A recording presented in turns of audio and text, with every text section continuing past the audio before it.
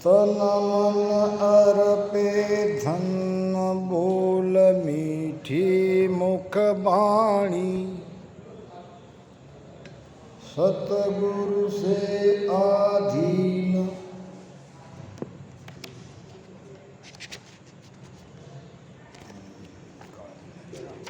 राम राम राम राम राम राम राम। सतगुरु से आधीन करे महिमा बहुआनी, प्रेम सुपिलंग ढलाय प्रीत की सोड़ बिचावे, चित सो चवर कराय भाव पर सादी लावे, जन सुखिया सिक साच सो अष्टव में अंग माय, तन मन दिल को साच ले शीस निवाजे आय। गुरु महिमा में गुरु महाराज ने हमें गुरु शिष्य के प्रति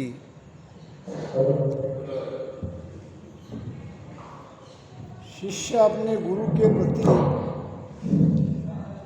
कैसा भाव रखना चाहिए, ये दिशा निर्देश दिया है। पहली बात धन की आती है। गुरु को धन अर्पित करना चाहिए। अब धन कौन सा, ये रुपया पैसा इस धन से काम नहीं चलेगा।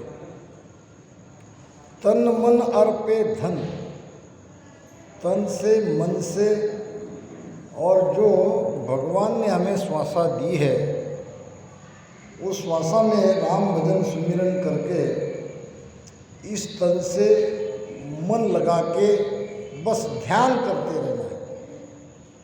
मन सु एक ध्यान सो कीजिए और बोध सिर कछु न लीजिए। महाराज ने कहा है, बहुत सारे बोझ लेके हम संसार में घूम रहे हैं, इन सब बोझ को हटाओ और केवल मन को ध्यान में लगाओ। फिर सहज वृत्ति में जो कुछ होई ताको आड़ न दीजिए कोई। सहज वृत्ति में जो भी होता है उसको होने दो और उसके आड़े मत आओ। अपना मन और ये तन भजन में लगाते रहो। दूसरी बात कह रहे हैं महाराज, भक्त के अंदर भक्तपना दिखना चाहिए। उनके वचन से वाणी मीठी निकलनी चाहिए। महाराज ने कहा एक जगह, समझ समझ हंसा सन्मुख रेना, समझ समझ हंसा सन्मुख रेना, ज्ञान सुनो सत तोलो बे, ज्ञान सुनो सत तोलो बे, जे कछु और बने नहीं तुम सु, जे कछु और बने नहीं तुम सु, बचना तो सुल्या बोलो बे, बचना तो सुल्या बोलो बे। सादा शब्द परखिए। शब्द जब उच्चारण करते हैं, किसी से वार्तालाप करते हैं तो शब्द को तोल माप करके बोलो। तराजू तुम्हारे पास है, तराजू है हृदय का, ये तराजू तोल मोल कर बाहिर लाओ। अब सूल्या वचन किसको कहते हैं? समझ समझ हंसा सन्मुख रहना। हमें सबको राम जी के सन्मुख जाना है, वहां रहना है, तो वहां का ज्ञान सुनो और सत को पकड़ो, सत को तोलो, सत के साथ चलो। अब जब तक सत नहीं आता है, सत तो आना ही चाहिए, उसके लिए बराबर लगे रहो, मगर तब तक कम से कम महिमा तो करो, कम से कम कुवचन कुटिल वचन तो मत बोलो। ज्ञान सुनो सत तोलोगे, और जो कुछ और बने नहीं तुम सु। नहीं हो रहा है भजन, कोई बात नहीं, हो जाएगा। तो कम से कम वचन तो कुवचन मत बोलो, वचन तो मीठे बोलो। सत्य वचन ही मीठे वचन है।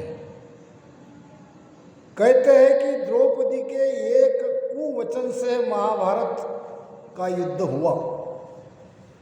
क्या कहा था? अंधे के लड़के आखिर में अंधे ही रहे। दुशासन और दुर्योधन ने ये सुन लिया और फिर आगे महाभारत का युद्ध हुआ। कहने का मतलब वचन अनमोल है। तन मन अर्पे धन बोल मीठी मुख बाणी। सतगुरु से आधीन कैसे रहना है? आधीन, सदगुरु की आज्ञा में, सदगुरु के आगे आगे, उनके अधीन। देखो सब तरह से हमारी करनी रहनी चाहिए। आप कहेंगे एक भजन में ही सब है, कुछ कुछ ज्ञान की बातें भी हमने सीखनी पड़ेगी। कैसा गुरु महाराज ने कहा है, आया उठ खड़ोवे आगो, आया उठ खड़ोवे आगो, उठ्या के संग उठे बे, उठ्या के संग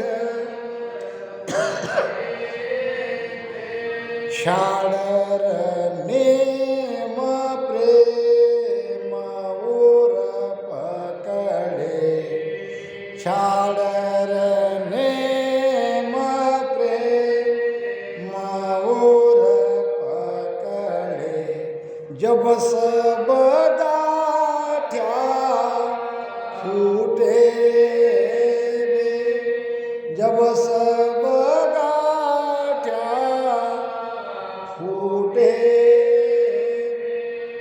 आया ऊंट खड़ो हुए आगो। गुरु महाराज आ रहे हैं सामने से, तो बैठ के रहना ये मर्यादा का उल्लंघन है। गुरु महाराज सामने दिखते ही हमको ऊंट के स्वागत के लिए उनके सम्मान में खड़ा रहना चाहिए। दूसरी बात, सत्संग चल रही है, जब तक गुरु महाराज आसन नहीं छोड़ते तब तक किसी ने आसन छोड़ना नहीं चाहिए, ये मर्यादा है। आया ऊंट खड़ो हुए आगे, उठ्या के संग उठे भी। छाड़र नियम, सभी नियम को छोड़ो, इस एक नियम को पकड़ो, बस गुरु की आज्ञा में रहो। गुरु आज्ञा में रीजे हो, तन मन धन सब दीजे हो।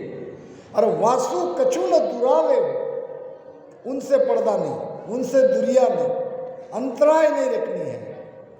जुग जुग कर्म कमावे हो, गुरु शरणे सब जावे हो। ये गुरु के शरण में ही ये सारे कर्म दूर होते हैं। शरण में जाने से तो शरणागति सबसे अहम है। क्या हमने गुरु बना लिया, गुरु से भेद ले लिया और भजन करने लगे, कंठस्थान बता दिया तो कंठस्थान में ध्यान करने लगे? क्या इतनी है शरणागति?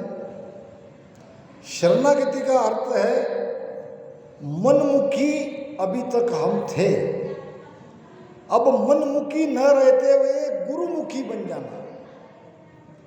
अब जो आप चाहते हो वो होगा। अभी तक गुरु महाराज मैं जो चाहता था वो हो रहा था और मैं मेरे मन की सुनते आ रहा था, अब नहीं, अब गुरु कहेंगे वो। गुरु ने कहा तो आओ, गुरु ने कहा जाना तो जाना है। तो ये गुरु के अधीन होने के शिष्य के लक्षण है। आया उठ खड़ो हुए आगे और उठ्या के संग उठे भी।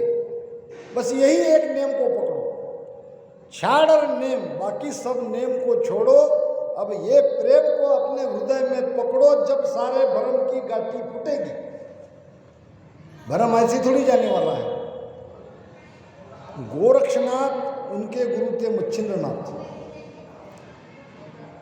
एक जगह कहीं संत महापुरुष का सम्मेलन था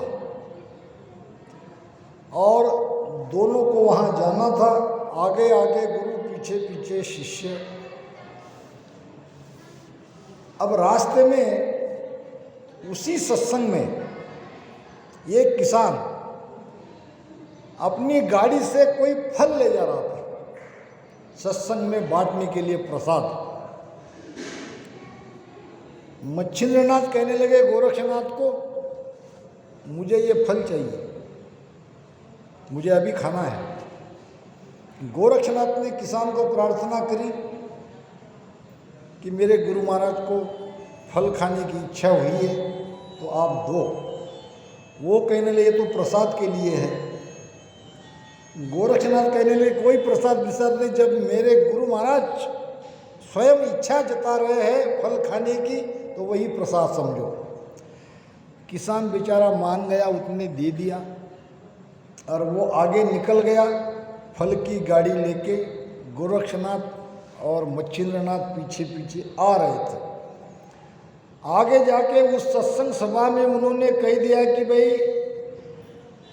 ये प्रसाद ऐसे ऐसे एक संत को दिया गया। सभा में बड़े ज्ञानी ध्यानी योगी महापुरुष सब बैठे थे। सबको क्रोध आया, ऐसे कैसे बीच में ही खा लिए, ये प्रसाद के लिए आ रहे थे, यहाँ तक आते यहाँ तो सबको मिल जाता। मच्छिंद्रनाथ ने हमारा सबका अपमान किया है, आने दे उनको। अब कुछ कुछ लोग मच्छिंद्रनाथ की महिमा जानते थे, अब कुछ कुछ जानकर भी समझ नहीं पा रहे थे। मच्छिंद्रनाथ और गोरक्षनाथ सभा में आते ही कुछ लोग उनके सम्मान में खड़े रहे और कुछ लोग उनके अनादर किया, बैठे ही रहे। गोरक्षनाथ ने देखा कुछ तो बैठे हैं और कुछ खड़े हैं। बैठने वाले हैं, उन्होंने मेरे गुरु महाराज का अपमान किया है, मेरे गुरु महाराज के सम्मान में खड़े नहीं रहे। क्रोध आया, क्रोधवश मुख से निकल गया। खड़े सिद्ध बैठे पत्थर। क्या कहा गोरक्षनाथ महाराज ने? जो खड़े हैं वो सिद्ध, मेरे गुरु महाराज के सम्मान में जो खड़े हैं वो सिद्ध बन जाए और जो बैठे हैं वो पत्थर बन जाए। इतना कहते ही बैठने वाले सब पत्थर की मूर्ति बन गए बेजान से, और खड़े हैं वो तो सिद्ध हो गए। अब चारों तरफ हड़कंप मच गया, ये क्या हुआ, ये क्या हुआ। कोई कहते भाई गोरक्षनाथ से। गुरु मच्छिंद्रनाथ के लिए उन्होंने फल मांगा तो खाने देते, इतनी क्या बड़ी बात हुई। हमको ये करना नहीं चाहिए था, उनका सम्मान करना चाहिए था। अब सब लगे गोरक्षनाथ के पीछे कि आप ही कोई उपाय कर सकते हो। ये जो पत्थर के बूत बने बैठे हैं इनको जीवित करने का आपके ही अंदर पराक्रम है, क्योंकि आपके ही कहने से इनकी ये स्थिति हो गई। अब उन्होंने कहा मेरे हाथ में कुछ नहीं है, वो तो भावनावश मैंने कह दिया, मेरे गुरु का अपमान मुझे देखा नहीं गया। अब जब मेरे गुरु कहेंगे तभी ये पुनर्रूप में आएंगे, नहीं तो ऐसे ही रहेंगे। सब लोग भागे भागे आए मच्छिंद्रनाथ जी के पास। मच्छिंद्रनाथ ने कहा गोरक्षनाथ को कि चलो छोड़ो, जैसी स्थिति है वैसी स्थिति कर दो। तो कहने का मतलब धर्म पंथ कोई हो, मार्ग कोई हो, गुरु का सम्मान होता ही आ रहा है और होता ही रहेगा। यहाँ चुक गए तो आगे की यात्रा असंभव है। महाराज फरमा रहे, सतगुरु से आधीन करे महिमा बहुवानी। सूल्या वचन का अर्थ है गुरु की महिमा तो करो, अच्छा तो कहो, ना होगे वो अच्छे, कल हो सकते हैं आपके अच्छे अच्छे कहने से वो अच्छे बन जाए। अगर हम एक में एक की कमियां निकालते हैं तो ये बढ़ेगा नहीं। कहते हैं कि ये कोई मास्टर थे स्कूल के। एक दिन उन्होंने पैजामा सीने के लिए कपड़ा लिया और टेलर मास्टर के पास गए कि मुझे इस कपड़े का पैजामा सीना है, मैं जल्दी में हूँ। टेलर मास्टर ने कहा उसका नाप तो देते जाओ। अब क्या नाप देना है, हर कपड़े में तुम्हारे पास सीता हूँ, तुमको पता ही है, कम ज़्यादा हो गया देख लेंगे, जितना बनता है जितनी लंबाई निकलती है उतना लंबा कर दो। अब टेलर ने जैसा कहा मास्टर ने वैसा पैजामा बना दिया। वो बन गया कम से कम 1 फुट लंबा। जब पहना देखा तो उसने कहा टेलर की कोई गलती नहीं। अपनी पत्नी को कहा कि देखो तुम्हारे पास अगर समय है तो मेरे पैजामे को 1 फुट काट देना और सी देना। पत्नी ने कहा मेरे पास समय नहीं है। बेटी के पास गया, बेटी पैजामा लंबा हुआ है, 1 फुट कम कर देना। बेटी कहने लगी पिताजी मेरे पास भी समय नहीं है, तुम भाभी को कहो। बहू के पास गया, बहू ने भी कहा पिताजी आप तो जानते हो सारा काम धाम मुझे ही करना पड़ता है, मेरे पास कहाँ समय निकलेगा, अगर निकला तो मैं ज़रूर काट के ये पैजामा बराबर बना दूंगी। अब मास्टर कह के चले गए। सास, बहू और बेटी अपने अपने काम में लग गई, मगर सबको मास्टर ने कहा हुआ काम याद आ गया। अब सास ने पैजामा लिया, 1 फुट काटा, उसको बना दिया। बेटी को भी लगा कि पिता की आज्ञा का पालन करना चाहिए, उसने भी आव नहीं देखा ताव नहीं देखा, जो बराबर माप का था उसको 1 फुट और कम कर दिया। फिर बहू तो बहू है, बहू को तो मानना ही पड़ता है। बहू ने भी उसी पैजामा को 1 फुट कम कर दिया और वो बन गया पैजामे से एकदम ये भरमोड़ा टाइप या मोटी मोटी चड्डी कह दो। अब मास्टर ने कहा ये क्या कर दिया आप लोगों ने, तो आपने ही तो कहा था। तो हमको ये धर्म को बढ़ाना है, धर्म को काटना नहीं है। हमारे स्वभाव से, हमारे कुवचन से, हमारे रहन सहन से, हमारे तारी मारी देशभाव करने से ये धर्म धीरे धीरे धीरे धीरे कमज़ोर होता जाएगा और वो कारण हम बनेंगे। धर्म को बढ़ाना है तो प्रेम को बांटो, जो जैसा नहीं है उसकी महिमा करो। यही है सूर्या बच्चन। महिमा में बड़ा भारी गुण है। आपका शत्रु भी एक दिन आपका दास बन जाएगा। करते रहो, तुम्हारा क्या जाता है बोलने में। पहले जमाने में हमारे ज्ञान कम हो सकता है मगर प्रेम बहुत था। एक में को बापू कहते थे, बाप जी कहते थे, कितना अच्छा लगता था शब्द। तो दोबारा हमको फिर से वही दिन लाने हैं, तब धर्म आगे बढ़ेगा। महाराज ने आचार संहिता 7 कही है, प्रेम सु पिलंग डलाए प्रीत की सोड़ बिछाओ। अब गुरु महाराज के लिए पलंग बिछाना है। अब कितना भी मखमल का पलंग बिछाओगे, कितना भी ऊंचे सिंहासन पर बिठाओगे, आपके अंदर प्रेम नहीं है, गुरु के प्रति वो भाव नहीं है, तो वो चीज़ प्रकट नहीं होगी। गुरु को चाहिए प्रेम का ही पलंग, प्रेम ही प्रेम चाहिए, और प्रीत की सोड़ पलंग के ऊपर चद्दर, उसको कहते हैं सोड़। प्रेम और प्रीति से ही गुरु महाराज रिश्ते हैं। तो ये चाहिए। चित्त सो चवर कराए।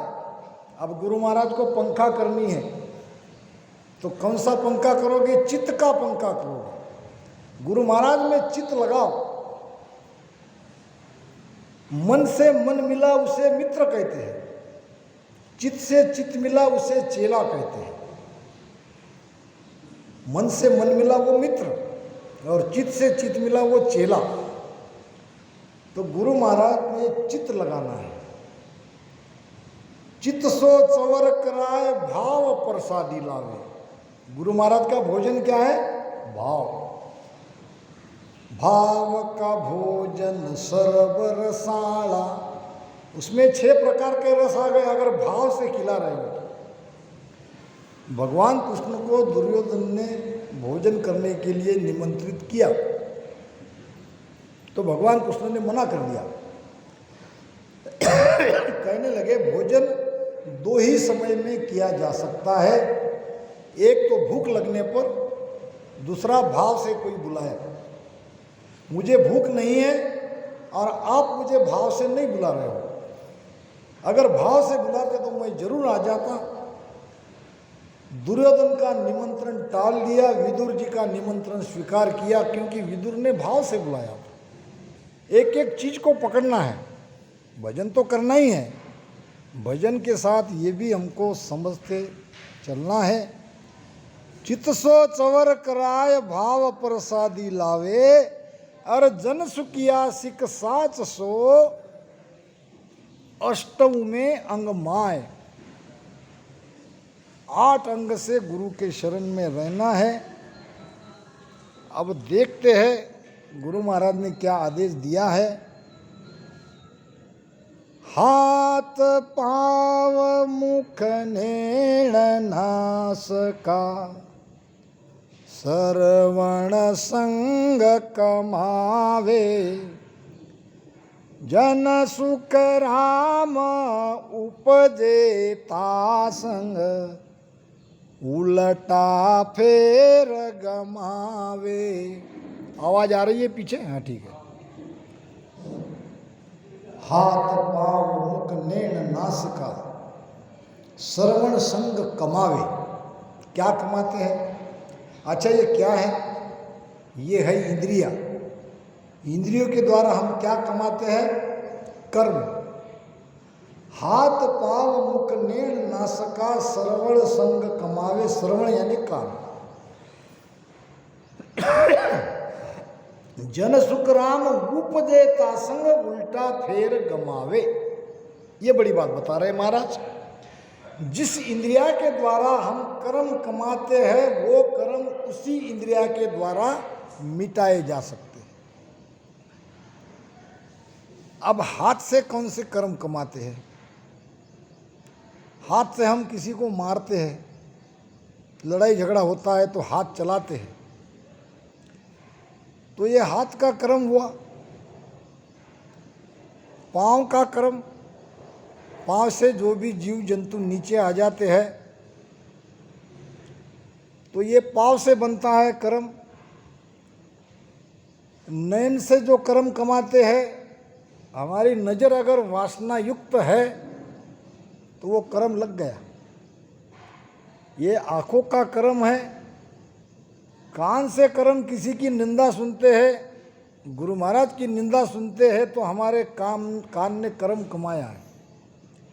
अब ये कर्म तो हमने कमा लिए, अब ये कर्म तो लग गया।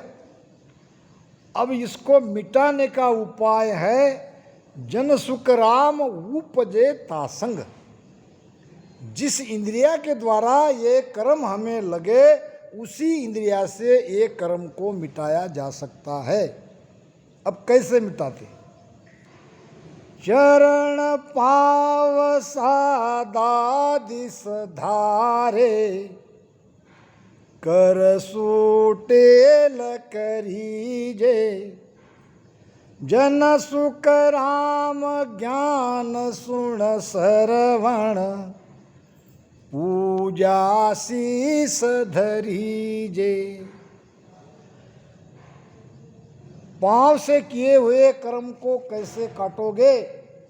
राम भजन से तो सभी कर्म कटते ही है, मगर कुछ कुछ आसान उपाय महाराज बता रहे हैं। चरण पांव सादा दिस धारे, पांव से कुछ पैर जिस दिशा में गुरु महाराज का आश्रम है, गुरु महाराज रहते हैं, उस दिशा में चलो। अगर गुरु महाराज के दिशा में पैर से आप चलते हो तो पैर से जो कर्म हमारे हुए हैं वो कर्म कटेंगे, और हाथ से किया हुआ कर्म सेवा से कटेंगे। सेवा बहुत बड़ी चीज है। अब होता क्या है, हमारी सत्संगें कम क्यों हो रही है? बस यही कमी है, बुरा मत मानना, सबके लिए है। सेवा भाव कमी है।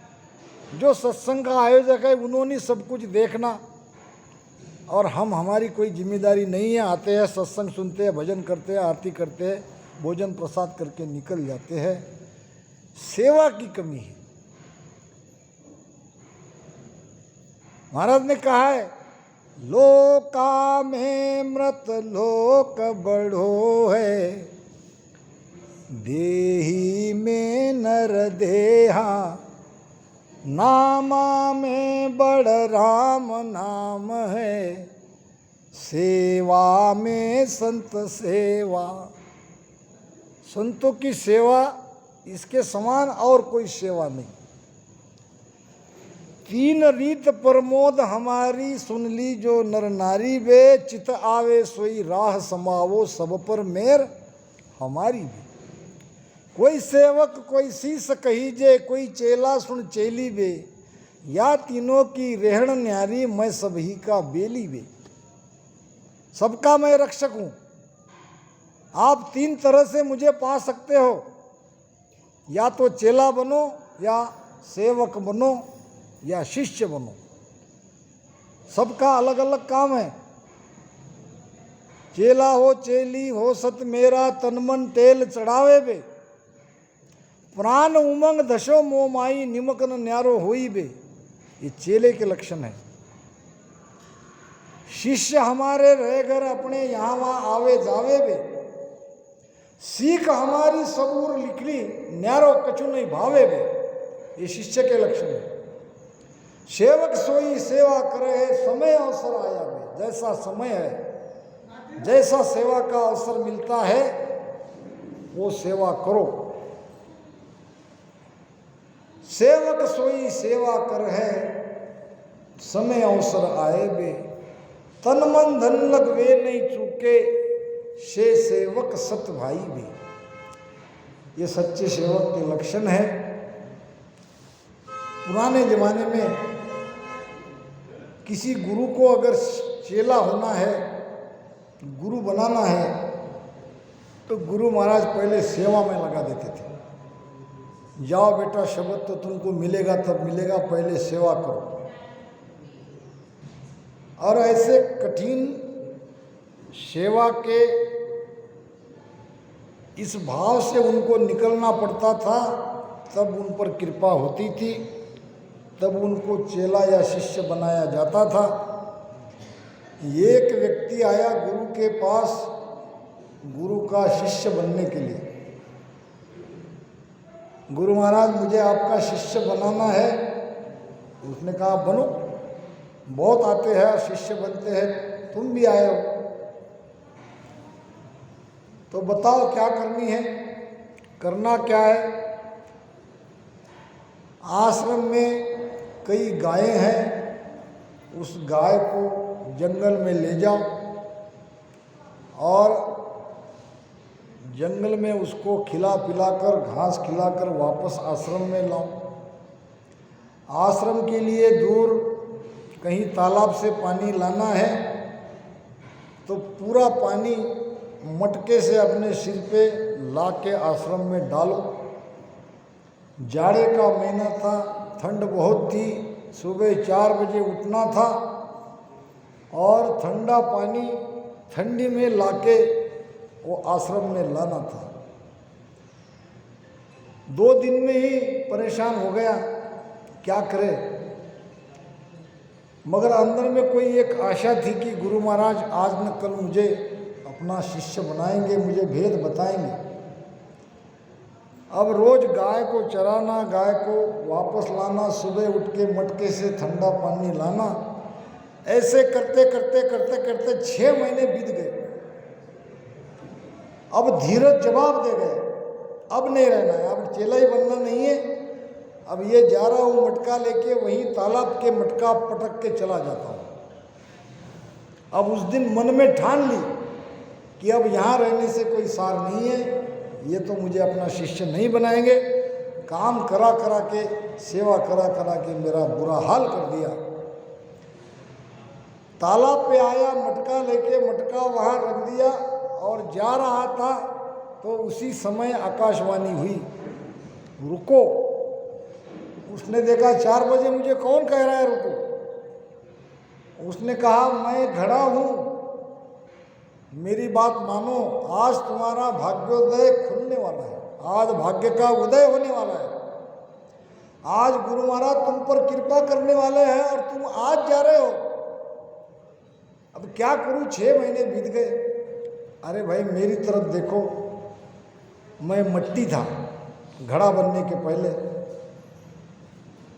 कुम्हार ने उदल से मेरे छाती पर प्रहार किया, मट्टी को लाया, उसमें पानी डाला, अपने पैर से उसको तुड़वाया। यहाँ भी कुम्हार माना नहीं, उसने कीचड़ बना के मुझे आकार बनाया और भट्टी में झोंक दिया। तब मैं बना हूँ घड़ा और तब मैं सबके काम में आ रहा हूँ। तो मेरी इतनी कठिनाई तो तूने झेली नहीं। घड़े की बात सुनकर वो वापस आ गया और उस दिन सचमुच गुरु महाराज ने उस पर कृपा कर दी।